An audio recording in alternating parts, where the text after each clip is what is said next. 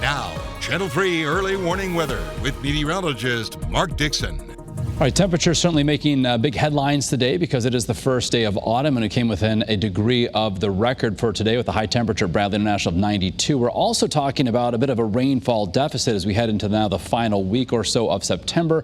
1.85 inches so far to date for the month at Hartford, about an inch deficit and nearly a 2-inch deficit for Bridgeport.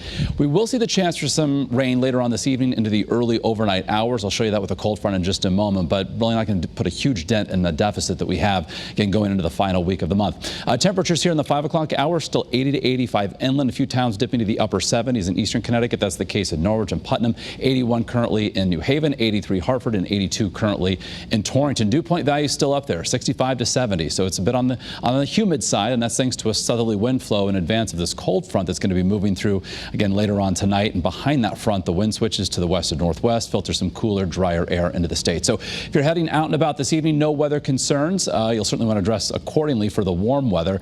We've got an increase in cloud cover. As you can see, our ICAM view from the northwest hills in Torrington.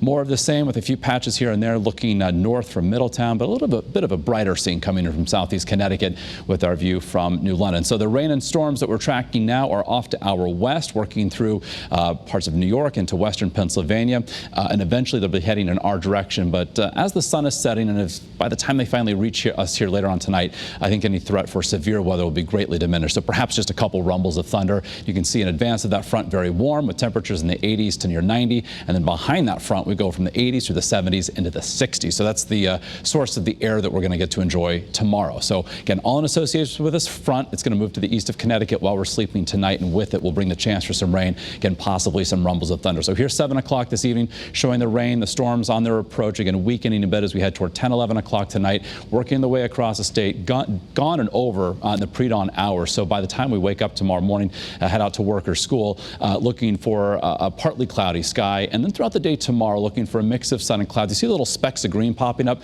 There's just a slight chance for an isolated shower or some sprinkles thanks to the daytime heating with some colder air aloft. So temperature-wise, upper 50s, low 60s in the northwest hills tomorrow morning, low 60s elsewhere inland, and 60 to 65 along the 95 corridor. And then high temperatures for tomorrow, considerably cooler than today, mid-70s for much of the state. Pick out where you live, the town closest to you, forecasting 74 for Hartford, 75 for New Haven. So an early warning 7-day forecast, an even cooler start Wednesday morning. That's when temperatures go back into the 50s, 75 by Wednesday afternoon. Thursday, we're flirting with the 80-degree mark. There's a chance for a late day shower with a front that's going to be moving through. Then 77, dry, mostly sunny on Friday. Then for the upcoming weekend, not a washout by any means, but I think we can't rule out a chance at least for a spotty shower. Saturday highs better than 80, and then same goes for Sunday. Sunday, bright and dry, and then for Monday of next week, another chance for some showers and for shoreline highs right near the 80-degree mark for Saturday, perhaps a degree or two warmer on Sunday.